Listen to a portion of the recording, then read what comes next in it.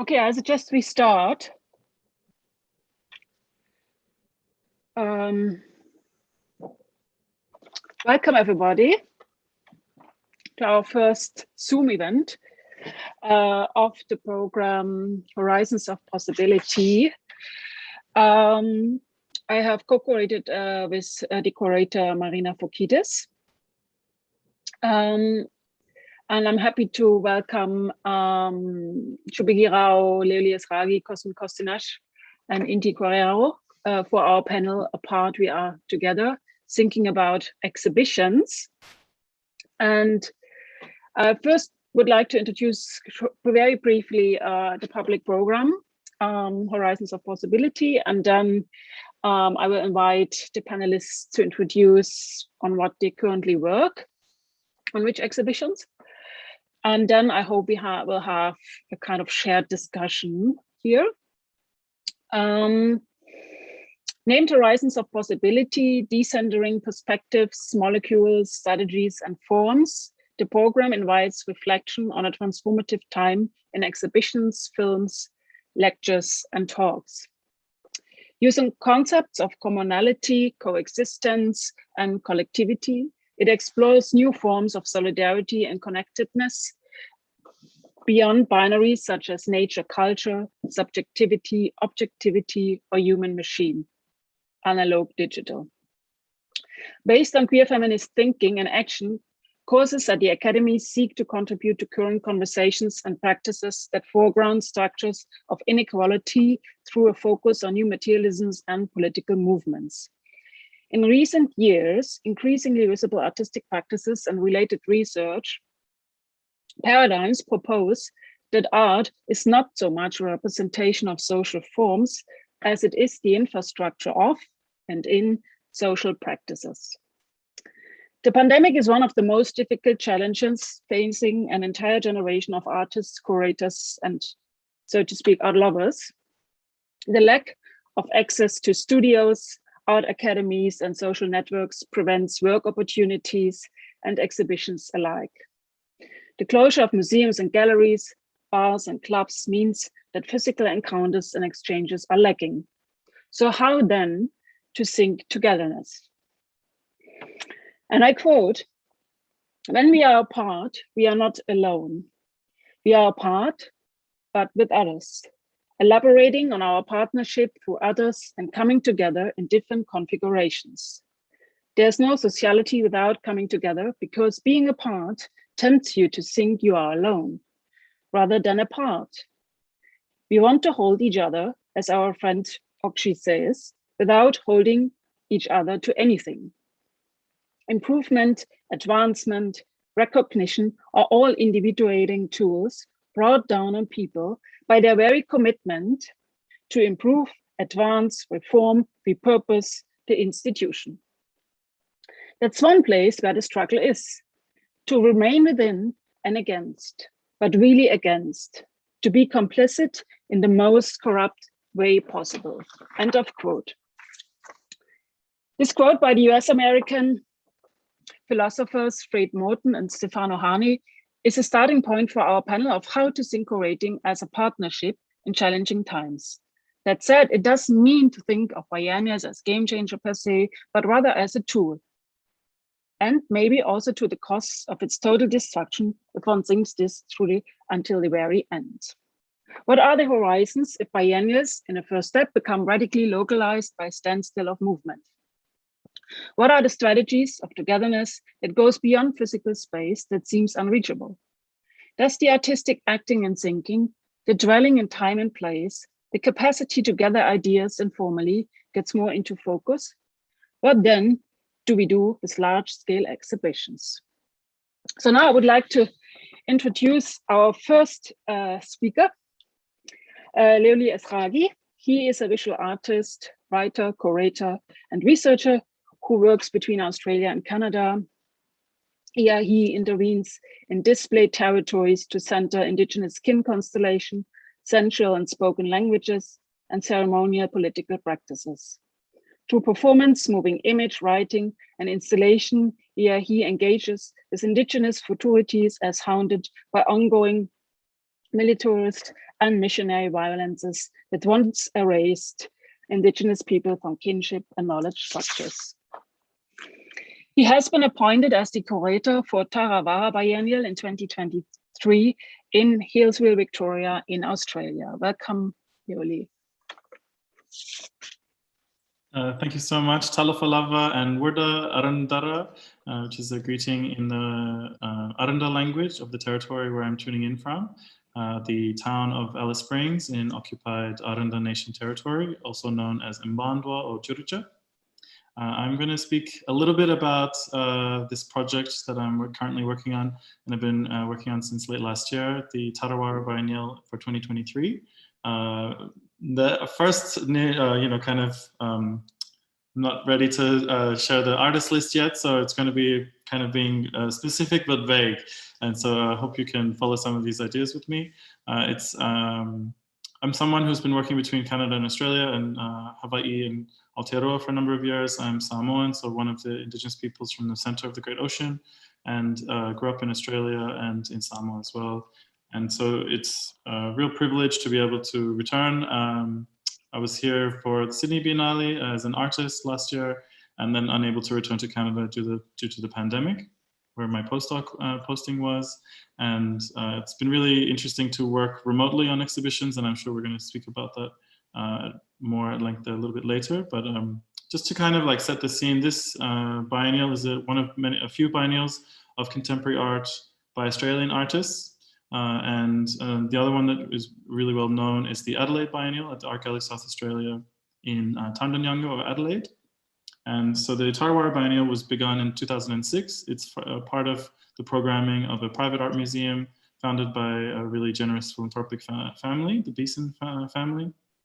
So Tarawara Museum of Art began in the early 2000s, and then a few years later, the biennial was also inaugurated. And there have been lots of amazing curators from around. So my edition in 2023 will be, as curator, will be the 9th edition. And so I'll just try to set some of the scene of thinking about how to be relevant globally and locally at the same time, and to be connected when, particularly as Europe and North America across the North Atlantic reconnect. We are dealing with the Delta variant, and even between states, it's impossible to travel at the moment. And so things are kind of bunkering down again, and it seems like this cycle is never going to end.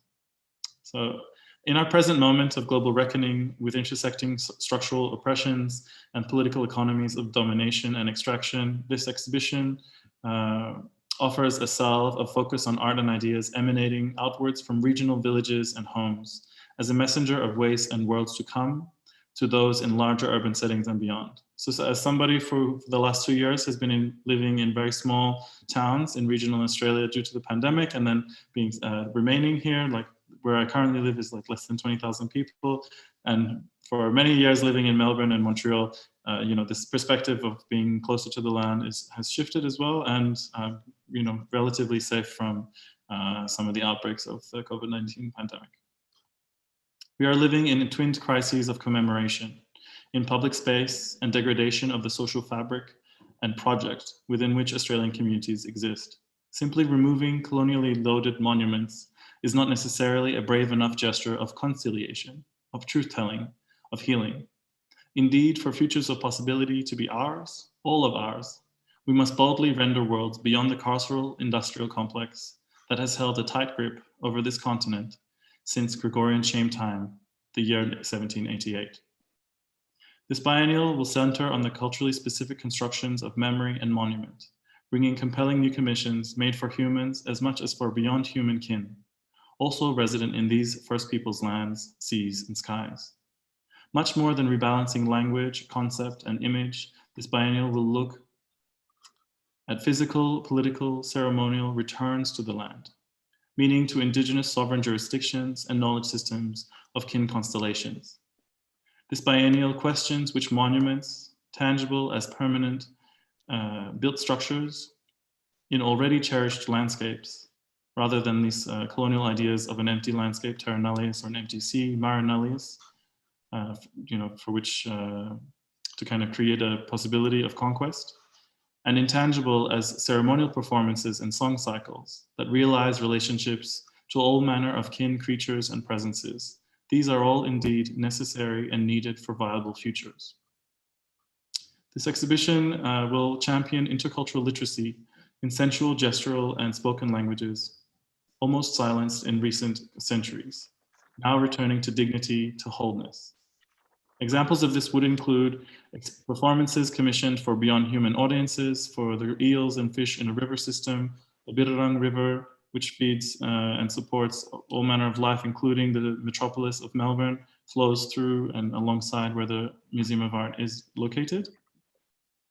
In Wurundjeri country, so just north from the northern banks of Melbourne all the way up into the foothills, into the mountains. I'm really interested also in problematizing the status of English as a passe-partout, as a way to access everything and for everything to be held within, when there are so many other languages on this planet, so many forms of viewing and seeing and relating that do not prioritize, particular thinking from 1492 onwards, from the British Isles and from Western Europe in particular. So I will be negotiating with the artists in particular around how, in terms of their ancestral languages, how those might be represented, whether it's too performative or if it's actually something that's worthwhile, because there are a number of community members who would be able to visit. And also another aspect that's really important for me is the enactment of cultural protocols that regularly would allow for non-Indigenous people, non-Wurundjeri people to be on those lands. So that might include smoking ceremonies, audience offerings to the ancestors and to country, amongst other Indigenous and non-Indigenous forms of protocol. So I think particularly looking back at, and recently I was able to visit Melbourne and go to the museum for about 2.5 days before they went into another lockdown. So just got out in time. Being able to think and go through the archives of the previous exhibitions and see what kinds of lines of inquiry were able to be realized, and particularly looking at the curatorial practices of all of my predecessors. It's been really interesting to think about primarily problematizing English and problematizing a very specific narrativization of Australian history, and one that kind of forgets that we are an island in an archipelago. So I'm definitely drawing on Edouard Glissant and many other archipelagic thinkers from the Caribbean, from the Great Ocean, from the Indian Ocean, and thinking about, particularly as we are not so able to even move within Australia or to go to all of the countries across South and Southeast Asia into the Pacific, how to visually represent all of these practices, or as many of them as possible through the artists. And so I don't have images because the show is still being developed, but I will share a link here that you can return to in time. And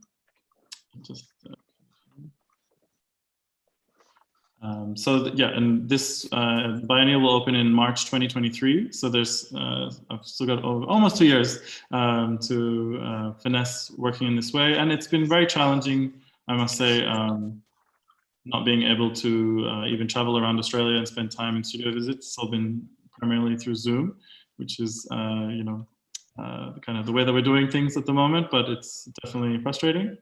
And I think to kind of like contextualize some of my work in this space, I wanted to speak a little bit about a project called Pasapkejina Wong, La Rivière qui passe entre les rochers, the river that passes through the rocks, which is a project that is currently on at the Mackenzie Art Gallery in Regina in the Prairies in Canada, that John G. Hampton, who's the executive director there, and myself curated. It was originally supposed to open in June 2020, but like many things was delayed and is currently on. And I've just shared the link again there.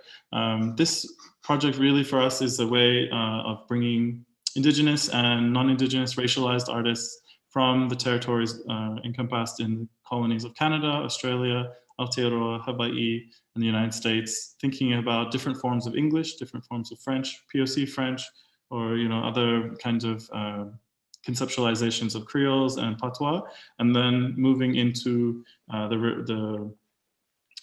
lot of the work that's really driving the recognition of indigenous languages and scripts, particularly the work of Joy T. Arcand, and then also Patrick Cruz with his stepmother tongue installation, which is part based on Baibayan and part based on his own motifs. So a lot of the thinking around diaspora and connection to ancestral homelands, but then also looking at how across time, across civilizations, across languages, language can move and change. Physical, gestural, visual languages, as well as spoken and signed languages shift and change kind of like a river, which is how we came to the title of this exhibition.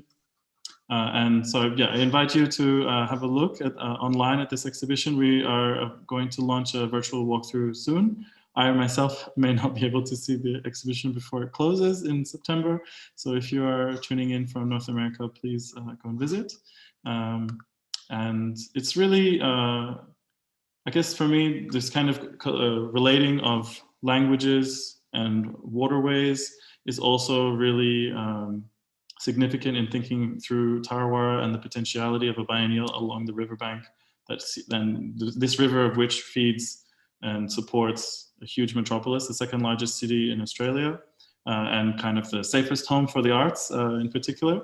And it has been a recurring thematic concern of many editions previous. The current, this year's edition that just closed, curated by Nina Mayal, Slow Moving Waters, is a kind of conceptually looking around life cycles of water, memory that is held within water, and also it is based on the translation from Woiwurrung language of Tarawara, which means slow moving waters in one of the translations. So I think for some of my kind of concern to really connect the work made by Australian artists today with practices across Southeast Asia and into the Great Ocean, and then outward beyond in these kind of ripples of on a beach. It's really thinking about how we can look at geological time, particularly from the position of where I am currently, and look into ways that connect us beyond nation-state boundaries. And as water moves across all boundaries, and so do viruses. So it's like a very interesting lesson at this moment where we, there's so much to be made in kind of becoming connected, but also that there's a richness within Australia, within the practices of artists in Australia that are particularly artists of color, artists who are racialized, and Indigenous artists who've been overlooked. And so there will be intergenerational representation across the artists that I'm working with for this biennial, but you'll have to tune in soon to hear about that. Thank you, Léuli. Sounds very exciting. Yeah, there's still some time, maybe also to finally physically engage in your sounds very amazing concept. But now I have the pleasure to introduce you to Cosmin Costinas. He's the executive director and chief curator of Parasite in Hong Kong since 2011. And he's the artistic director of the Kathmandu Triennial in 2022, which has been postponed already twice. And I guess he will talk about that in a second. He was a guest curator of La Biennale de l'Art Africaine Contemporaine in Dakar, and a guest curator at the Dakar Art Summit in 2018, a co-curator of the 10th Shanghai Biennial in 2014, a curator at Basis für aktuelle Kunst in Utrecht, and a co-curator of the first Oral Industrial Biennial in Yekaterinburg. And he was the editor of the Documenta 12 magazines in 2007. Welcome, Cosmin.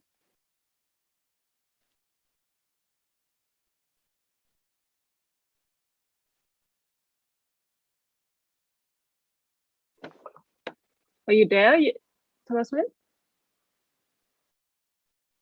You see the images, but we don't hear you. Yes, yeah. I was sorry. I was thanking you, Sophie, for your introduction and for having me in the panel. And was mentioning that I am sitting next to Inti Guerrero, who will speak later, because we're also like teaching together this at the Summer Academy. So we are sharing internet window. Like Léuli, the Triennale in Kathmandu has not yet taken place, so it is also very much an abstract reality. I will show a few images because as part of the complex praxis in working for the Triennale, we have realized an exhibition in Hong Kong at Parasite already with some of the works and some of the artists who will be part of the Triennale. So there's a little bit of a more concrete anchor, but not really from the Kathmandu Triennale as such. So it's just a way to sort of like enter. So just a little bit about the Triennale, which is at its second edition as under the name of a Triennale, but it's in fact the fourth edition of a recurrent festival, which for its first two editions was known under the Kathmandu International Arts Festival. So it has been happening for the past decade, essentially, and it started before the major 2015 earthquake in the Kathmandu Valley. So it's I think a festival that captured a significant part of the developments in contemporary art and society of Nepal in the post-constitutional era. And I will speak about this because I think this is in many ways informing so many of our efforts, both in terms of the intellectual map that the Triennale sets out to work with, but I think also in terms of the institutional possibilities, as well as the overall spirit that informs so much of the Nepali art scene. And you know, following a decade and a half civil war that ended up with the removal of the monarchy and the Hindu-based monolithic idea of a nation based on one religion, one language, one national identity, and of course a single monarch. Nepal transformed into pluri-ethnic, pluri-language-based secular federal democracy, which is imperfect and is in a process of constantly negotiating the terms of this new arrangement and constitutional fundament. But I think this dramatic transformation and the success of a certain like vision of social transformation is of course unique in the or extremely rare in the 21st century, and unique in the broader Asian context, where analogous or similar struggles are happening and have been informing other contexts significantly less successfully.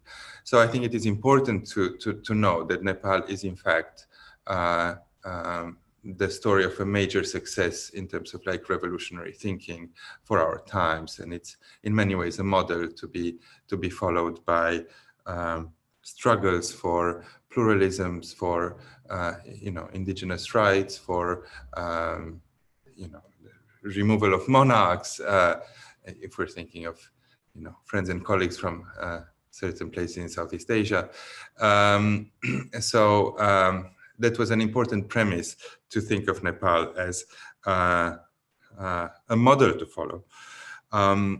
These revolutionary changes have also been, I think, decisive in informing the spirit of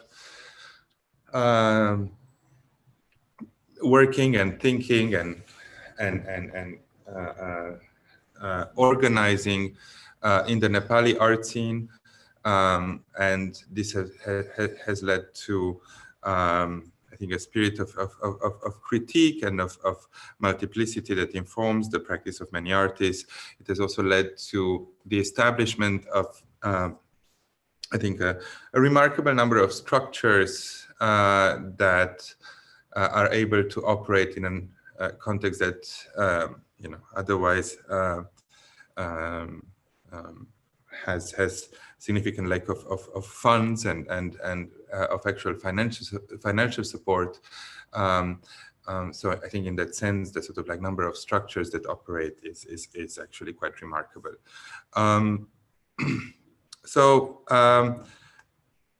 All these efforts, I think, are part of the premise under which we operated for the next edition of the Triennale. I was invited to join as an artistic director in December 2018. I wanted to make sure I'm not getting the years wrong now that so many things have happened to our perceptions of time. I then invited two artists with whom I also worked in the past and who are also, I think, major partners and colleagues in collaborating between different arms of Hong Kong and our Kathmandu projects, Hitman Gurung and Shilasha Rajbandari, to join the team and to do this project together. And I think one of the advantages was that we decided that, because so many other things were lacking, I mean, primarily in terms of financial support, one thing we did have at the time was time, which is not often the case with many other periodic events. The Triennale was initially supposed to open in December last year of 2020. So we actually had a good 2 years of work on it. Of course, things didn't go our way for reasons that we all know of the pandemic, but we managed to, have a good year, more than a year, to have intensive work and visits throughout the country. So it was one of the important part of working with a decentralized idea of Nepal was also to move significantly outside of Kathmandu and Kathmandu Valley. When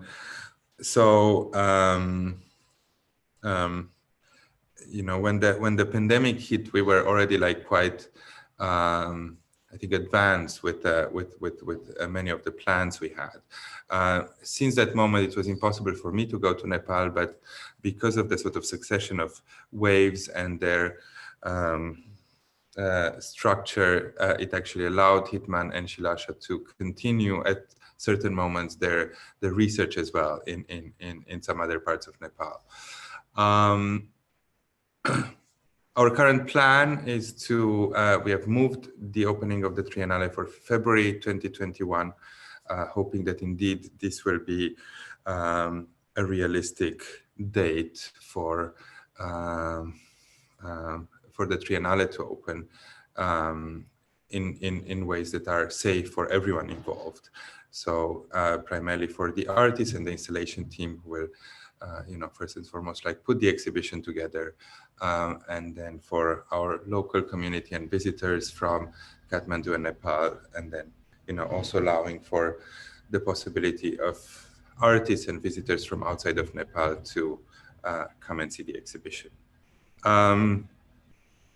There's no time to go into the many directions in which we are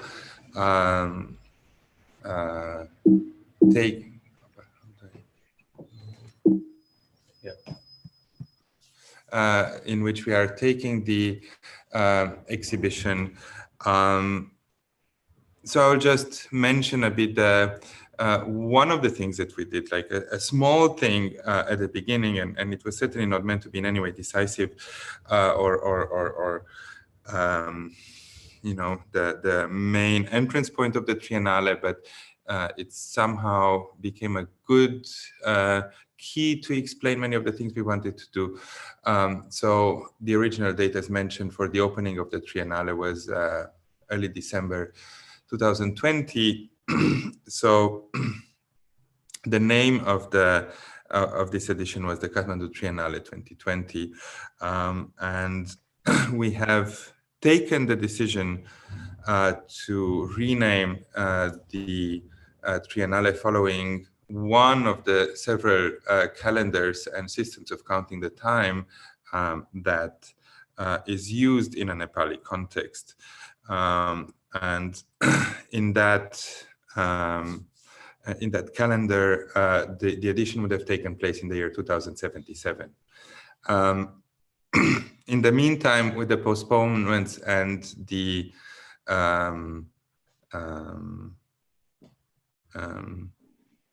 well, all the things that have happened with the pandemic, the Trinalian will not take place neither in the year 2020 nor in the year 2077.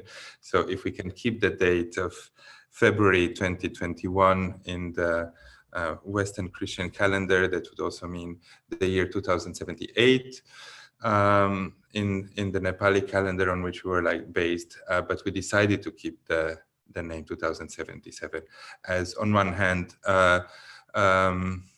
statement for our initial effort of decolonizing time and the system of counting the time in a Nepali context, but also as a mark of the changes and the transformations that the pandemic has brought onto us. There would be many things to say, not just on the topics that we're interested in, but also in the process. There's no time for that. I do think that, in a way, that this extended period of time has transformed, even if we're very keen to and we will have, I think, an actual exhibition in spaces and mediation that happens around this format. I think we believe very strongly in the format of exhibitions and what they can actually do and achieve. But they, nevertheless, this has also transformed the praxis and now the several years that we're spending together and working together and trying to not just react, not just to build one single exhibition together, but to react to so many changes in reality. And this has certainly enriched the experience more than anything else. So probably I should stop here. So yes, thank you very much. Great.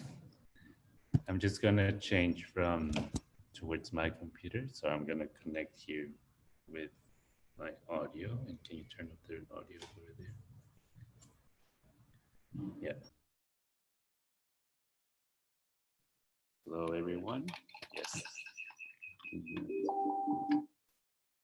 Yeah. Okay. So I'm going to share my screen here. Let me know, Sophie, if you hear me well. Do you hear me well? Yeah, so I see Léuli nodding, so I'll just go ahead. You wanted to introduce Sophie. You're on mute, sorry. Okay, sorry, I was saying, yeah, okay, you could, I'm sorry, I didn't realize because I was interrupted. Yeah, I would like to introduce you first, but first, thank you, Cosmin. Well, I have a question, just a quick, because you said February 2021, but I guess you mean February 2022 for the opening of Kathmandu.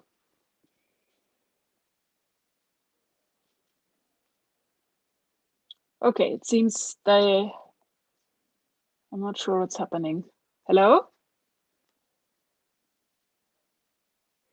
Hello. Yeah? Yes. Are you there? Yes, I'm here. Hello, can you hear me? I hear you. Yeah, we don't see you anymore, I guess. Yeah, no, sorry, because we switched the two computers. So even if we're here, we're lost in the virtual space. Yes. I will put the camera on, right? Where is the camera? Oh, here. Yes. So I just wanted to ask you, because you mentioned February 2021, but I guess you mean February 2022? Oh dear, yes, sorry, indeed. Okay, just because I thought maybe it's this game about 77 and 78, but no, it's 2022. Yeah, 2022, yes, sorry. Absolutely. Okay, good. But in the Nepali calendar, February 22 would still be 1 year after 2077.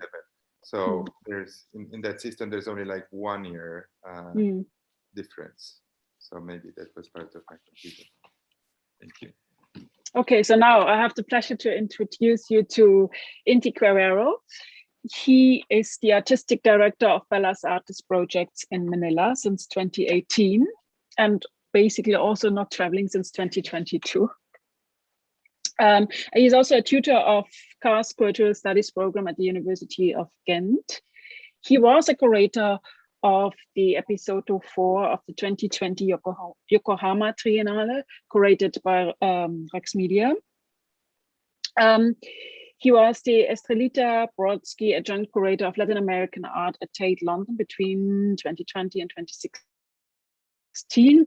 He was the chief curator of the 38th Viva International Erlands Biennial in Limerick in 2018. Also a guest curator of La Biennale de l'Art Africain Contemporain in Dakar, and co-curator of the 44th Salon Nacional de Artistas in Pereira. Welcome, Inti. Hello, Sophie. Thank you so much, and thank you everyone at South Academy who has different levels of responsibility in all of the programs you've created. And as Cosmin mentioned, yeah, aside from this talk, we've been teaching, and some of the students are online from our course and also from the other courses. So they have been great so far.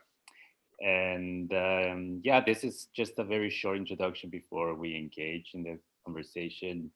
I'm going to reduce it to what is already a very small part of a larger global exhibition of the Biennale, Triennale in this case, in Yokohama, which was one of, if not the only major exhibition that happened in 2020. The curators and Rex Media persisted with the idea of doing the exhibition, even though they wouldn't travel there to install it. A bit of a Herculean crazy effort, which happened mostly through WhatsApp video rather than Zoom. So even more, yeah, I guess trying to use as many the tools that were available. But so yeah, physically I couldn't get to travel, but basically they Rex Media gave me a specific curatorial commission, if you'd like, based on their episode structures. They created these different chapters.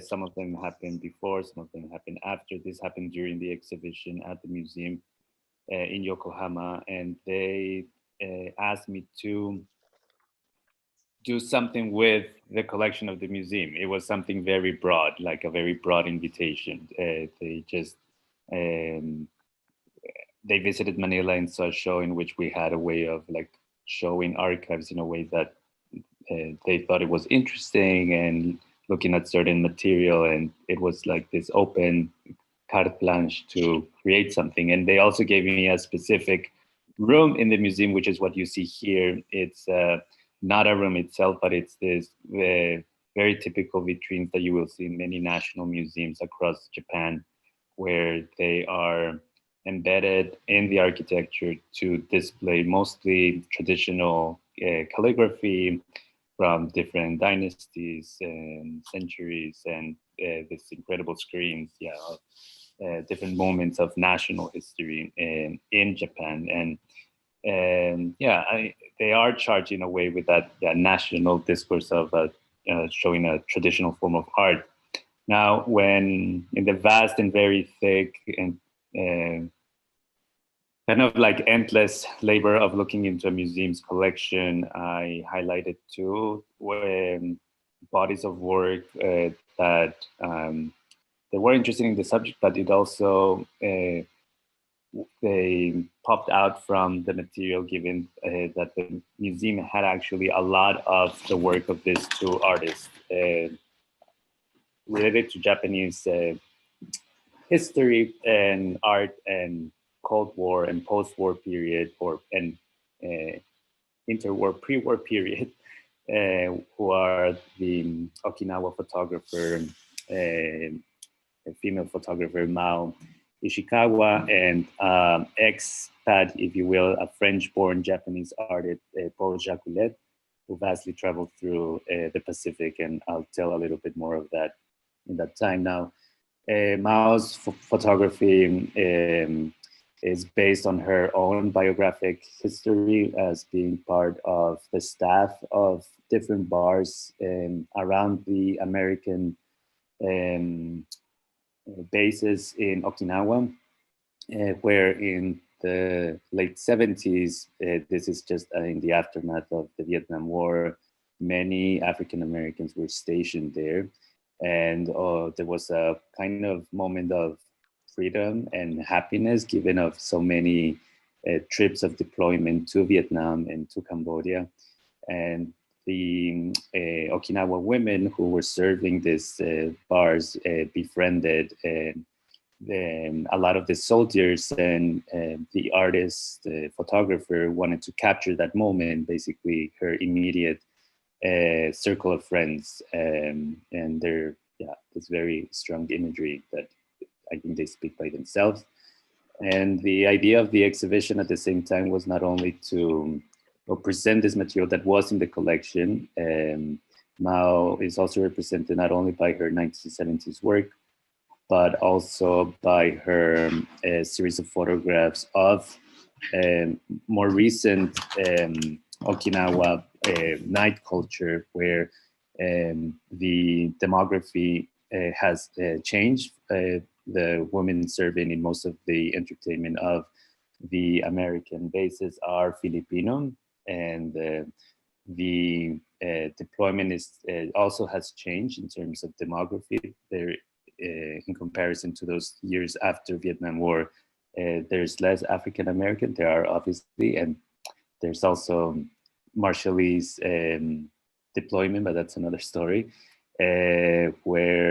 But the majority is white, and the photographs that she takes are mostly of white soldiers in this new red lights districts that are served by or the Filipino. And Asa Jackson, who's a contemporary artist, was invited to the show, whose subjects are directly related to that. So this just gives you a sense of Mao and the way that it was related to contemporary practice. The other artist that I mentioned is this print woodmaker, Paul Jacquelet, who was became kind of like extremely sophisticated in terms of technique of the type of wood print. And when he was very young, his French parents would send him during the winters to the Pacific space of domination that the Japanese had in under their jurisdiction. And this is a bit of the areas that is known as the Inenanyo map territory, which is that Japanese dominated space. Is a longer historical context of when did some of this space used to be Spanish and used to be German, and then after the First World War, it became Japanese. But because there was jurisdiction, Jacquelet could easily travel across many of these islands, hopping from place to place. And he basically, all of the portraits that I just showed you are of different indigenous groups that were inhabitants of and still are of many of these places. And in many cases, some of them, like the Chamorro, who were dislocated by the Spanish in different moments of history. But of course, there's obviously different subtexts within his work. There's a lot of homoeroticism that we wanted to bring out in the exhibition, but also a level of working now with collections that have such historical material that has an ethnographic component. We used the exhibition, this specific moment of the biennial, intervening into the accessioning language of the museum as a way to kind of do some corrective, if you will, practice of the renaming and description of this material, because the way that it was accessioned by the museum, it was through the notes of Jacquelet, and some of them are just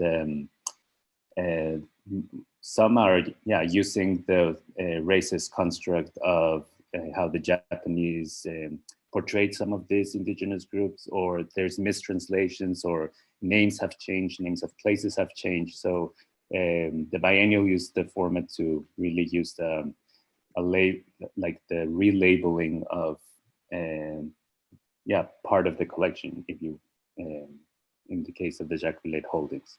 Anyway, it was placed in relation to other materials that were, to my surprise, also part of the collection. This is a German photographer who traveled to Sicily with kind of the same romanticism and exoticism of trying to go south or leave northern European context, and also a sexualizing of the natives, if you will, in that kind of voyage, Eurocentrism that is still in the in the language and gaze of Jacques Villette. Anyway, this was just some display images of how it all looks. So again, these vitrines used to, or are commonly used to present imperial, national calligraphy, traditional Japanese arts.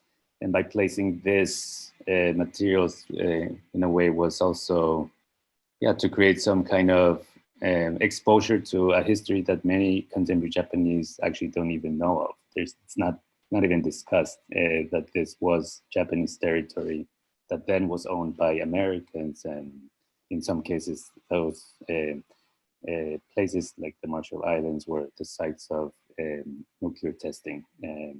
So anyway, that was the short version.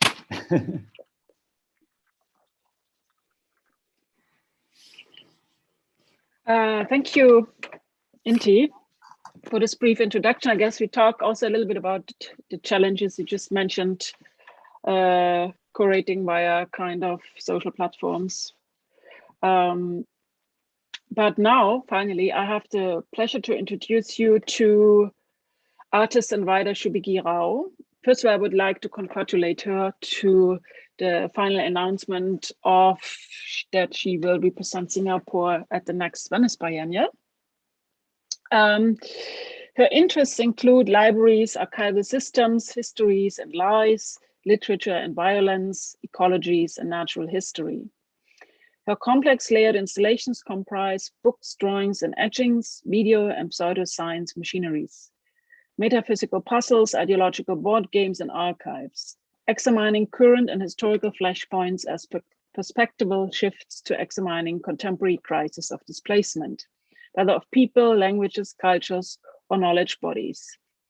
These forms addresses a key argument in her current research that current geopolitics is invariably influenced by language, cultural shifts, and destruction in a proportion often underplayed in history. She is currently the artistic director for the Kochi Biennial in 2022. Welcome, Shubigi. Sophie, thank you for inviting me for this. It's such a pleasure to be here with people I really admire, like Léuli, Cosmin and Inti, and thank you all for your presentations. Léuli, I can't wait to see what you're going to do. A lot of this is absolutely up my street. It's so exciting just to hear and so tantalizing with our images. So a lot of it is conjured, which I think is also part of the point, isn't it? Part of the joy of doing this. So I'm going to do a brief introduction to Kochi, because I'm working on the assumption, as I almost always do, that most people may not have visited it since it's all the way in South Asia. And therefore, this is just a really quick run through of the biennial. It's actually called the Kochi Muziris Biennial, and the word Muziris is actually because it's of this mythos of it being this ancient port city that traded as far back as well. It traded with Mesopotamia, Babylon, and so on. And what I mean is that it actually predates a lot of, when we speak about sort of ideas of trade, we always assume that we're talking about British colonial India, right? And maybe before that, then the French, and before that, so on and so forth. Now, what's interesting about Kochi is that its pre-colonial histories are alive in many ways in the region. And one of the reasons for that, of course, is its, I think, as its situation, geographic situation. It looks towards West Asia, it looks towards East Africa, and a lot of trade and as we all know, trade is not just trade in goods, it's in ideas. There's always this kind of multiple cross currents of different religions and beliefs and non-beliefs also, and different languages and language groups, and every language has its own set of philosophies and ethos. And I think that these are sort of, not lock boxes, because when there's trade, there's a certain, to be a successful trader, simply put, you need to pick up at least a smattering of the people you trade, language of people you're trading with or you encounter. So this is kind of, when we talk about pluralism, we always assume it's chicken everything, or we highlight the cases of countries or cities that have been in the crossroads, but most of these are landlocked. So it's always interesting to see something like Kochi that looks out across the ocean, but right across it at two continents, right? So, of course, a lot of this changed with the arrival of the first European colonizer, the Portuguese, who immediately banned all trade with the Islamic world and with basically, anyone else that was not Catholic. So started with that. Then came the Dutch, then came the French, who barely got a toehold before the British evicted them. So all to say that Kochi has been colonized by 3 different European colonizers. What each one did was destroy each other, try to destroy the remnants of the preceding one. They didn't always succeed. I mean, they'd burn the odd library, massacre the odd platoon or regiment stationed there, but the people, the local people there would come back, and they would also amalgamate. And as each colonizer came and went, Kochi in a sense endured. This is not a romantic way of looking at it, because it's actually a living, breathing thing. Even now, their language is spoken in this small region, tiny region that are not spoken anywhere else. Their language is spoken by, like, say, 5 or 15 people. And of course, naturally, some of them are dying out. There's a language called Cochin, Portuguese, Dutch, because actually it doesn't have a name, because it's actually these 3 different origins. And the last speaker died out, unfortunately, in 2010. But the point I'm trying to make is that when we speak about multiplicity of a kind of sort of cosmopolitanism, I really want to mention that there's this kind of these are the antecedents of the place. So I think actually it's really interesting that for India's first biennial, it's not in New Delhi or Mumbai or any of the so-called tier A cities, but it's in Kochi. Now, the interesting thing also, at least for me, is that the state in which Kochi sits is a Marxist state. And it's right now one of the only really properly more functioning Marxist states. It's also the center for Catholicism, which sounds incredibly contradictory, but being India, it works in quite magical ways sometimes, and also sometimes violent ways. So let's also not sugarcoat that.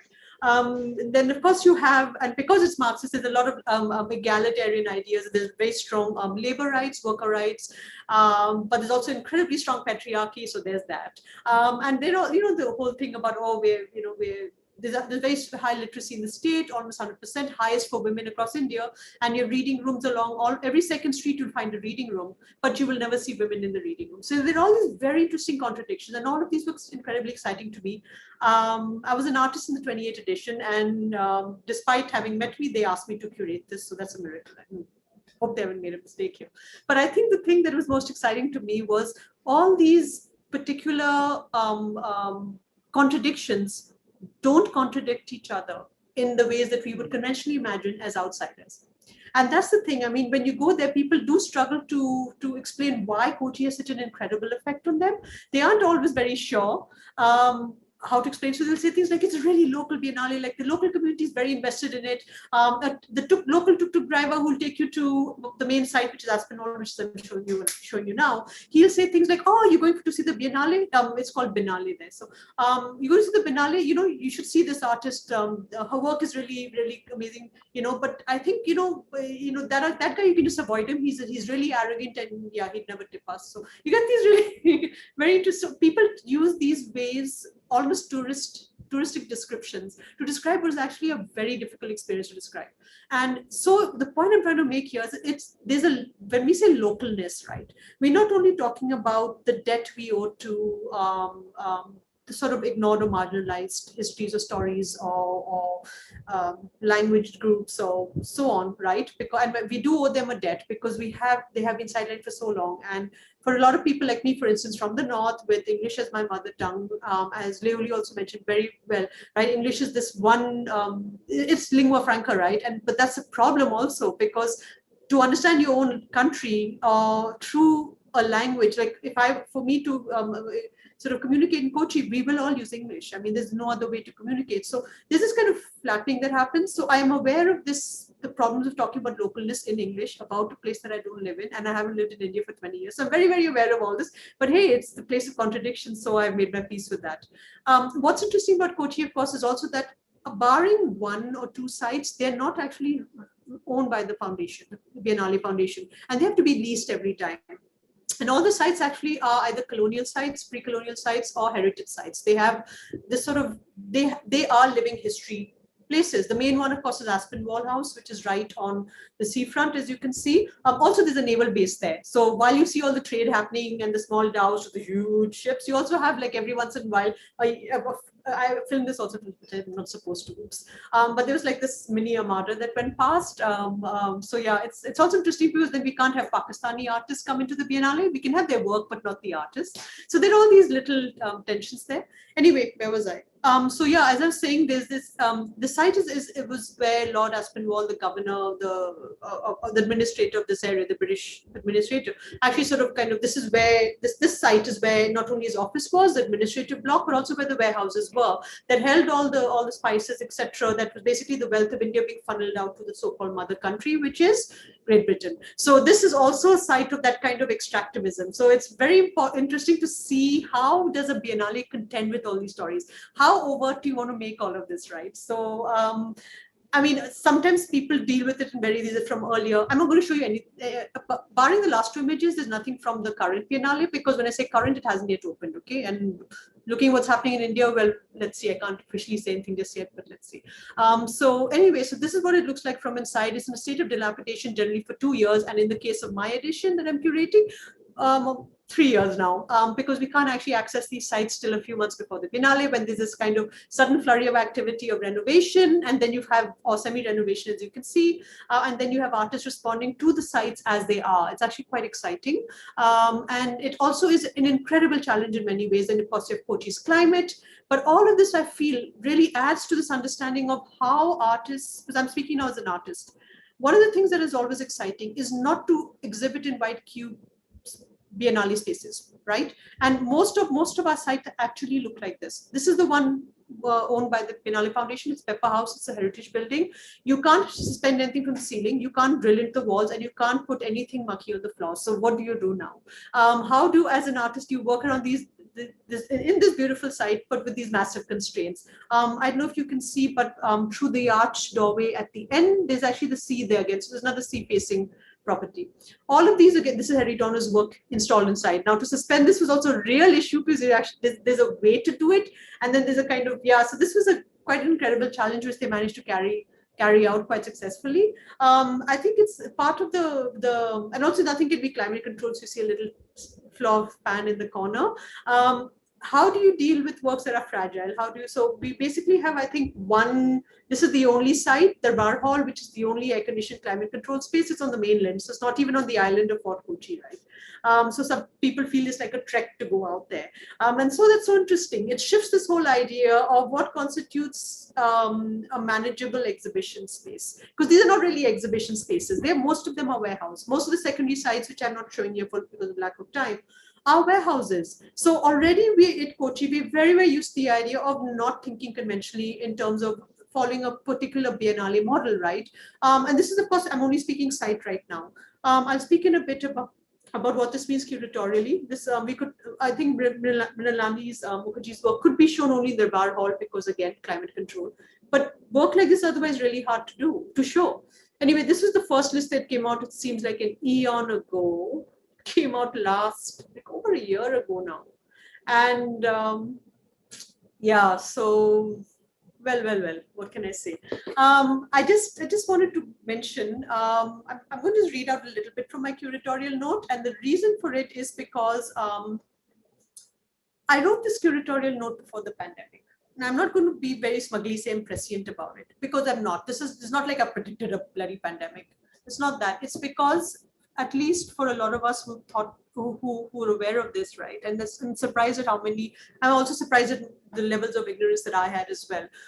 The pandemic, actually, what it's done is exacerbated already existing inequities, right? The other thing it's done is expose our apathy to different conditions of precarity. We've glibly used words like precarity and so on, and inequity very much in the art world without actually fully, I think, really even making an effort to go beyond our notional ideas of what this might constitute. And as a catch-all phrase, it can work sometimes, but I really think the pandemic actually presents an opportunity for us to truly examine what this means when we use terms like this. I think when I went back to so what happened was I wrote my curatorial note when I was doing my curatorial research. I was traveling. I think I was in South America at the time. And I was very jet lagged, very exhausted, because one of the conditions of working in a biennale is to be perpetually stressed out and exhausted. I don't know why, but that just seems to be how it works as an artist or a curator. So the thing that I remember thinking as I wrote this on the run. I actually wrote like a 3,000-word essay because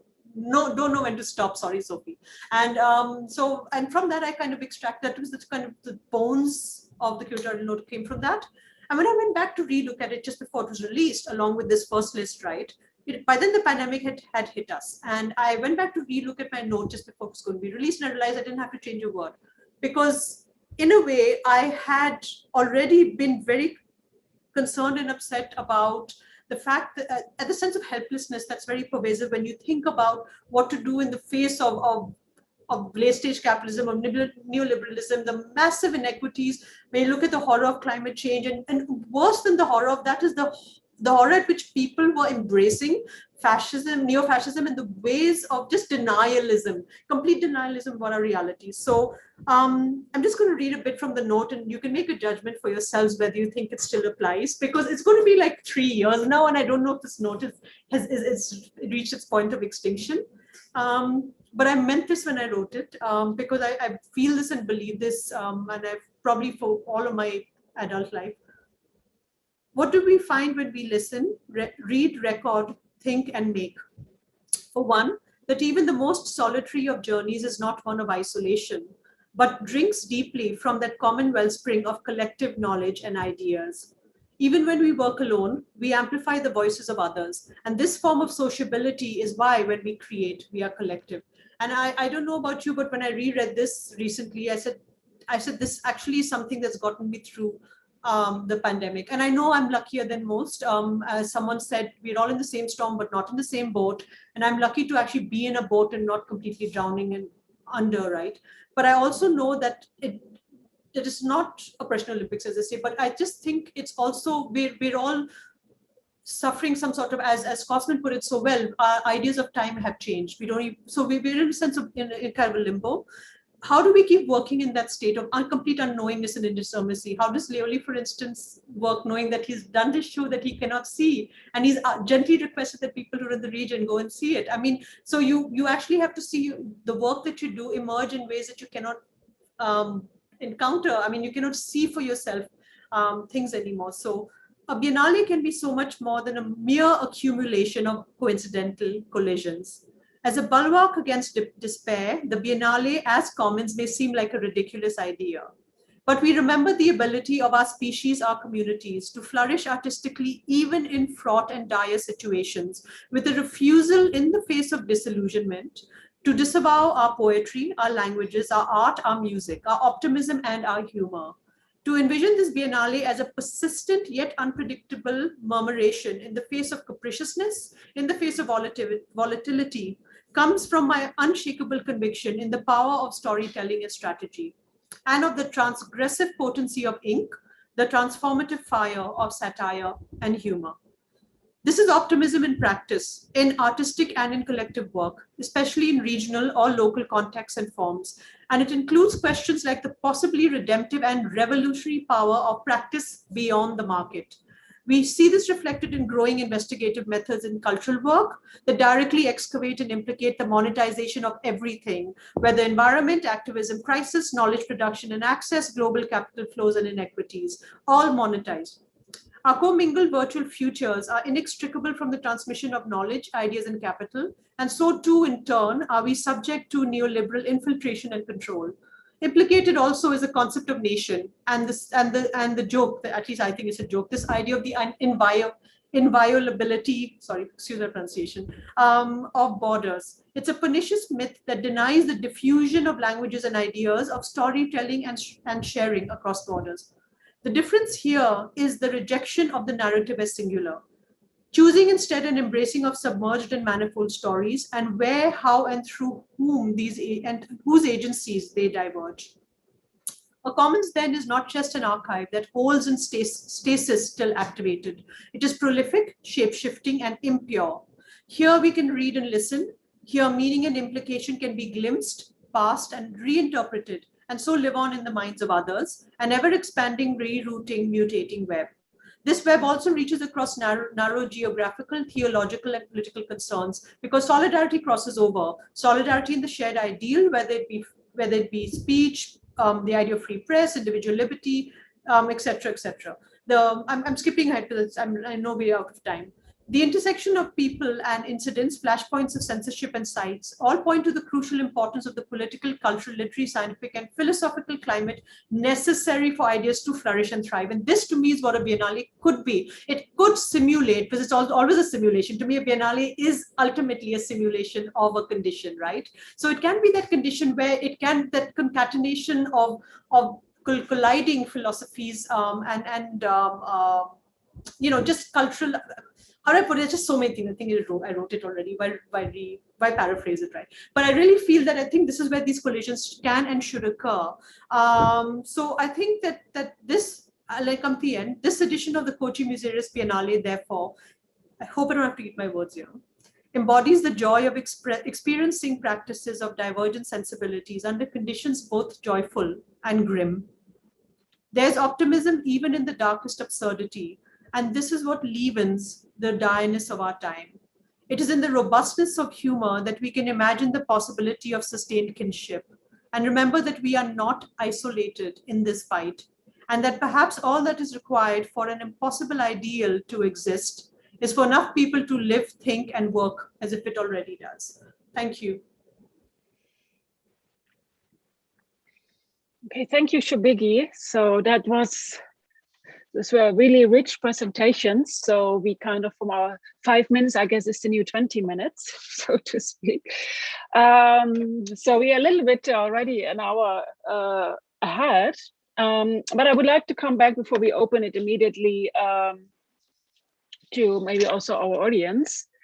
Again, to the question of what I asked at the beginning. So would you say that through experiencing either not being able to travel to basically install a show, of constantly postponing, and maybe also kind of then thinking that's a concept, and Shubigi put it very rightly, right? Is this we thinking of a certain political agenda of these biennials, and then we see a time none of us has experienced before, of course, but how does it shift? How does it maybe feel like then to think of a large-scale exhibition like this, where you not even know whether you can travel to install it, or you make the radical decision, as Inti pointed out. I always want to say Warankopa, but I mean Wax Media, basically to do it otherwise, so not to postpone, not to wait.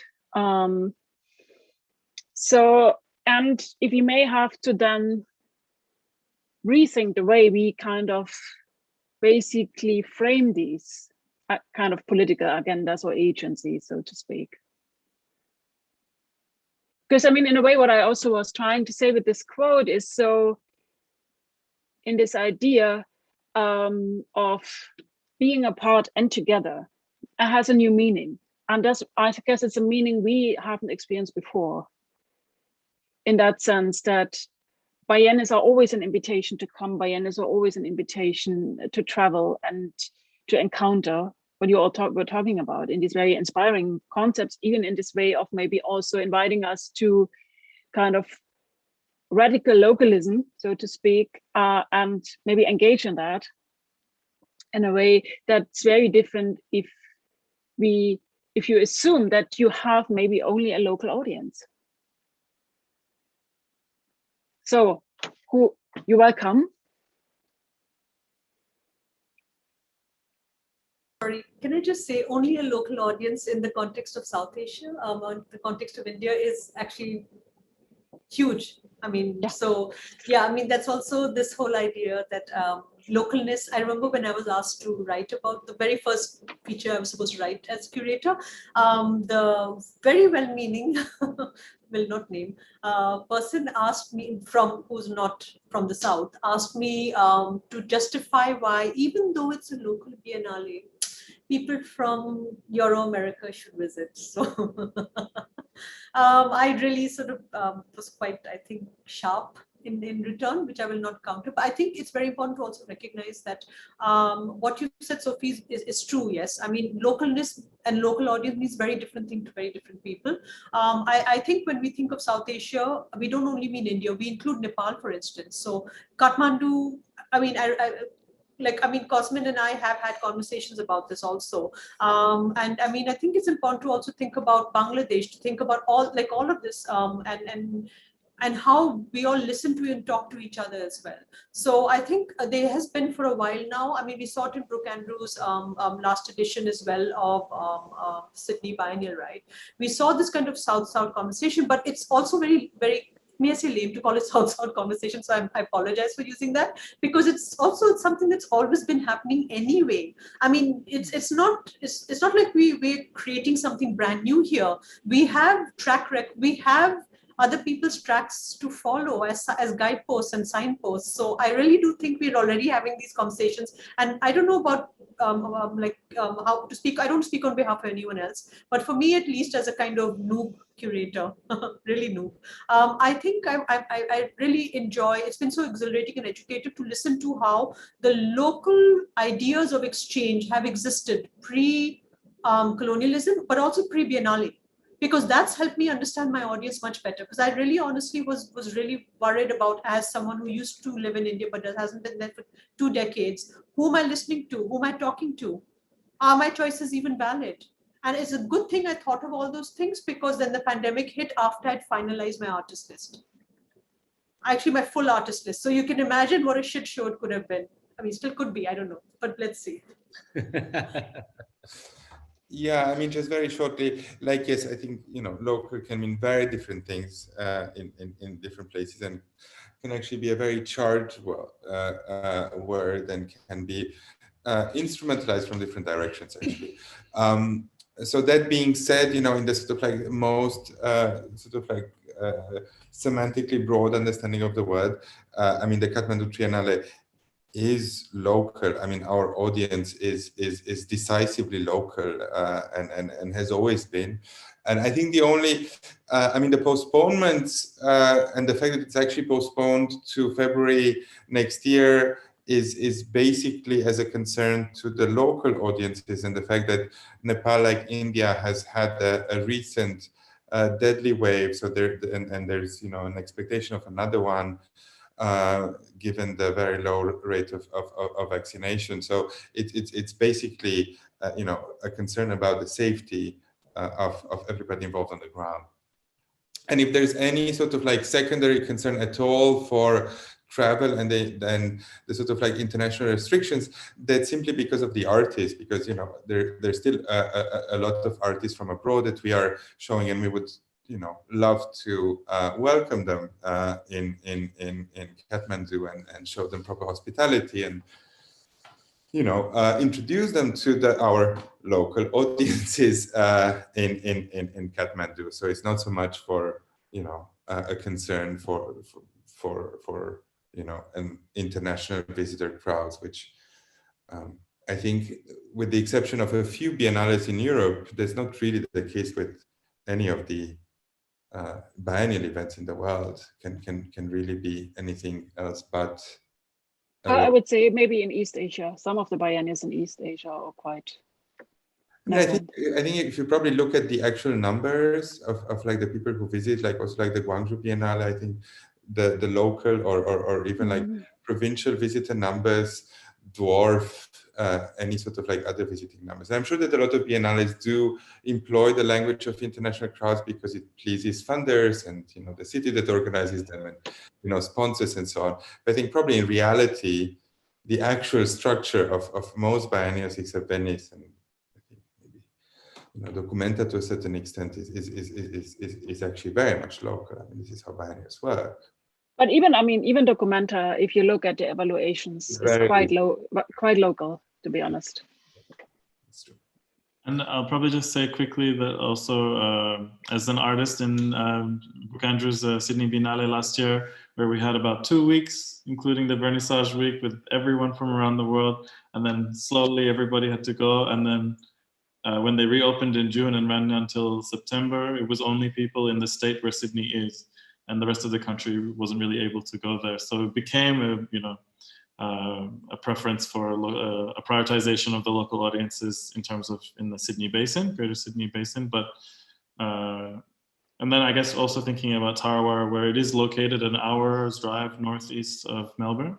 So you kind of already have to know where to go, or already be on this. A lot of people come for this one and then go also and see other biennials in Adelaide or in Sydney in terms of Australian art. But I think having a destination, it still is exciting, and having something that, to go somewhere. And as someone who's living regionally, I think the attention that so many people who have been in lockdown around the world in the last year and a half to birds, to plants, this is already a prioritization of non-human audiences that we are relearning how to become kin with, if they'll have us back.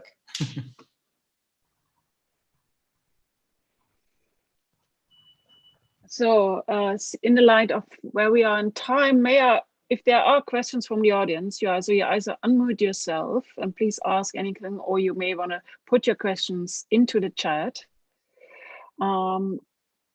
So far, I don't see any. So I actually would like to refer to the subtitle of our panel, which is about thinking about exhibitions. And it was a book in 1995, I guess most of you know, by Reza Greenberg, Bruce Ferguson, and Zandy Nern, which was kind of a milestone in the way of thinking about the exhibitionary complex. So and its kind of discourses and the medium of the exhibition as central to basically how we see and receive contemporary art. So, and I would say, we see how many books have written and how many articles on that subjects, even like scientific journals, even the implementation of exhibition histories as to study within, for example, the curatorial programs you have all around the world. So, and as we have a writing class also hearing this panel, I actually would like also to ask, and I was part of that book, question of that book already, is the reception of large-scale exhibitions. Writing about exhibitions rather than the works of art within them was seen as a crisis in criticism and its attempts. The tactic has been understood, on the one hand, as a compensation, a politicized attempt to consider works of art as interrelated rather than as individual entities, or on the other hand, as a textual response to changes in the art world itself.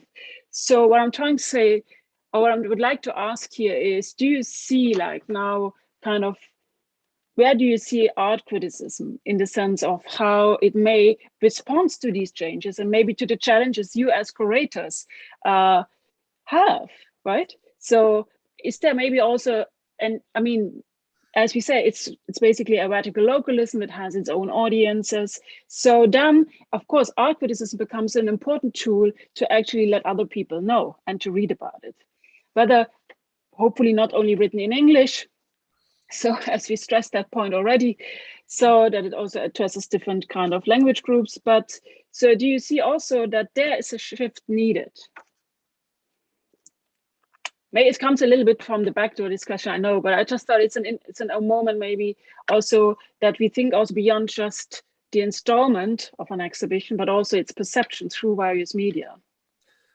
Well, I think that for art criticism, I mean, one of the steps would be to completely abandon writing, 80% of Biennale reviews with that trope of otherwise Eurocentric insecurity about criticizing the proliferation of biennials, which is nothing more than, the fear of people from the center, losing control and not being able to be everywhere, and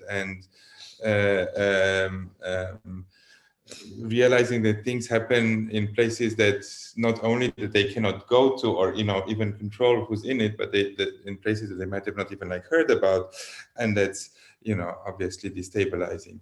So this is one thing that I think art criticism, and this can be found in reviews that are otherwise perfectly acceptable and otherwise being very much committed to progressive politics, but they wouldn't realize that even this fear of proliferation of biennials is in fact a fear of multiplicity, things happening in other places. And I think this rarely, not never, but this rarely is encountered in genuine local criticism. That can happen for sure, but when it happens, it can also be like the transfer of this argument into other premises, and these are sort of normal intellectual processes. Wait, do I have another point? No, I think this was my main point.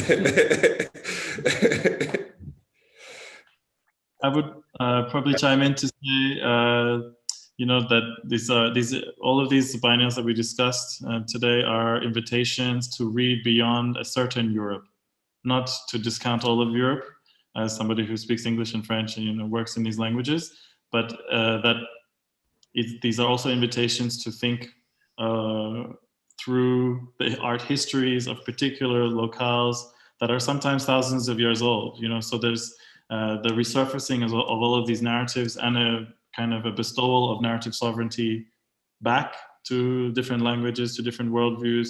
And I think the problematizing of a singular art world with New York and London that everyone has been working and talking about for a long time, it's not a fait accompli. It's not finished. We need to keep going there and reading at these so-called margins, as to think about Brooks' premise for last year's Sydney Biennale, but particularly that just that really for me, the project that I'm working on is also a way to offer a vastly different Australia in an exhibition than from what the majority of people see when they go to biennials in Australia, and they're expecting a particular home voice, but I think they're missing multiple generations of artists who have been active in this place for a long time and who have come from different artistic and intellectual traditions.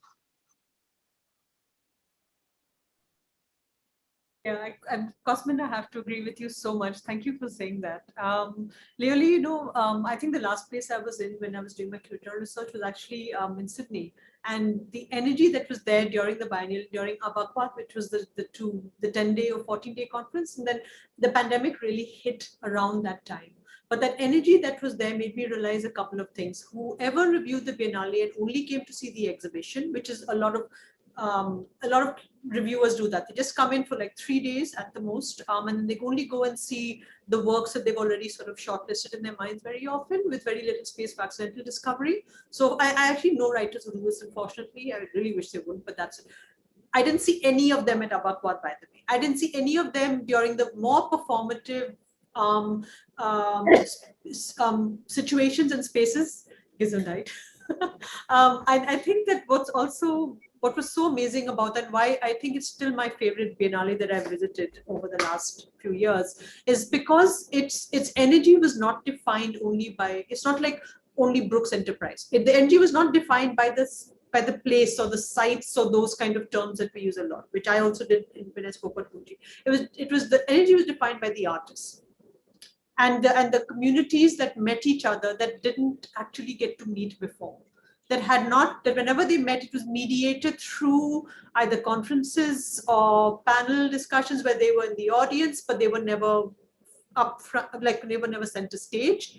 In other words, this, Léuli, you were there, you saw, all of you sort of took over spaces and you all decided the energy of the community in ways that the rest of us were just lucky to even be witness to. I haven't seen that energy anywhere else. And I kept trying to explain this in some way to people who quite willfully would not understand. And they said, oh, you mean the programming was really good? And I said, no, this is not about programming. This is about what happened when communities that have been overlooked and marginalized for so long, but also realized, and they've had to fight to keep their, their traditions and ideas and stories alive. And then they meet people from other parts of the world that have also been incredibly marginalized, but very similar ideas of what constitutes indigenous lines, right, of knowledge and retaining that. And then there was this sort of, it was like families that had not met for very long meeting. I haven't seen that energy anywhere else. And again, I do not think this could happen in a conventional Biennale model or a Biennale setting. I think that one of the things that I'm really hopeful about is when I think about Kathmandu or Kochi, and also clearly what you're going to be doing, right? And what you've expressed so well, is just these ideas that when we say local, I think we're not talking about an act of exclusion. Exclusion doesn't happen in these biennales. This is not about exclusion. This is inclusive, but it also is inclusive in the sense where, because I read this recently, I'm sure you all know this as well. You can't say you're inclusive if you invite people but do not amend your space, which has existed the same way for, like, it's like your controlled space, right? And none of the spaces we work in are controlled spaces, right? Cosmin also highlighted that about Nepal's trajectory and why it's such an amazing exercise to also learn from. I mean, this is because we are aware of the living, breathing nature of these spaces and their contemporary histories, and how that works also with sort of so-called pre-colonial, I would call knowledge forms. So, I mean, I think that to me is something that always gets overlooked. Whenever these places are written about, these biennales are written about, they always overlook that possibility. I pored over all the reviews of Sydney, and I found only like one or two that even alluded to this energy. And everything else was just like trying to fathom what certain work was doing in the precinct of the museum, how it functioned in the precinct of the museum, or how it did this. It was always about, again, the edifice or institution was the foreground. It just happened again and again. So I don't know. I mean, this is something that I hope, I try to be hopeful, but I don't expect ways of reviewing to change really radically. So yeah, slightly pessimistic about that.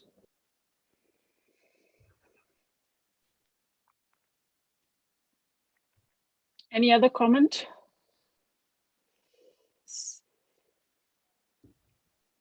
Maybe Inti, how was it for you to read about Yokohama by not even going there? So basically, how was it about reading about it? Sorry. Yeah, perspective. Basically perceiving the exhibition by reviews, which basically you haven't seen yourself, which is always a difference, I guess, because in that sense you lack the energy, as Shubigi just was saying, and Yeah, the kind of. Maybe I just wanted to add, I mean, in something about what has been said. Indeed, European or American-based magazines in the late 90s, when they reviewed biennials in Asia, normally the calendar they try to coincide. So the reviews also, if you go into freeze of, I don't know, 1999, 2000s, they would have in basically 1 or 2 pages the same review of Guangzhou, Taipei, and Shanghai, all in one. Like we saw this went on much later, yeah. 2010s. Yes, it's much more recent. This is what Asia is thinking about now. Yeah. Anyway, so how was it the review? I guess I don't remember. Well, personally, I don't read so many reviews of projects that I do, but I think that there was definitely, well, there was a specific situation in Yokohama at the early stages. I don't know if you remember then that there was this whole ship that was filled with coronavirus and was literally meters away from the museum because the museum is right next to the port. So I think that the news was really focused around many of these immediate issues. But yeah, I mean, even even the Asia Pacific, I think I did browse through the Asia Pacific, Art Asia Pacific review. Yeah, it doesn't really go in depth into ideas. It's more like, you know, as if scanning any event, and like an event based, like reporting from an event, which it is frustrating. I mean, I guess for the chief curators, it must be more frustrating. Personally, the best, I mean, not a public review, but Mao, the photographer, actually went there. She managed to go to leave Okinawa, and just having her own review of her work, I mean, her own assessment and her okay was already, yeah, this incredible, gratifying, I guess. Sometimes that also is great to see such a historical figure come and see a vast number of works being displayed in those vitrines in a national museum in Japan, where I couldn't go in detail about what is still in the news around the problems of the American bases in Okinawa, which is still a social problem, and which is actually building the general anti-Japanese, the animosities that exist between Okinawa and Japan, mainland Japan. Yeah. Anyway, yeah, it was. I think that individual art historical review coming from her was worth it. Okay, I guess that's quite a beautiful note to end, having a kind of positive and emotional feedback from the artist herself. Thank you all very much. Before I close the meeting, I enjoyed it. I hope you did too, in this kind of gathering here on Zoom. I guess we all can't wait to a moment where we can see each other in person again. But before I end the meeting, I would like to announce our next event in the program. It detours through queer feminist thought, engages in forms of resistance, and in making public its entanglement with planet Earth, investigates desire beyond normative structures. So I would like to invite you this coming Thursday, 5th of August at 7 p.m. Also, again, either via live stream or on Zoom, for a performance lecture with Annie Sprinkle and Beth Stevens, called Assuming the Egosexual Position, the Earth as a Lover, in celebration of the same name publication that's forthcoming in fall this year in Minnesota Press. So again, thank you all very much. Also, thank you all those who listened on Zoom and followed our discussion. And yeah, have a great summer wherever you are and in which time zone. And yeah, goodbye. Thank you. Thank you. Bye-bye. Bye. Thank you. Thank you. Bye.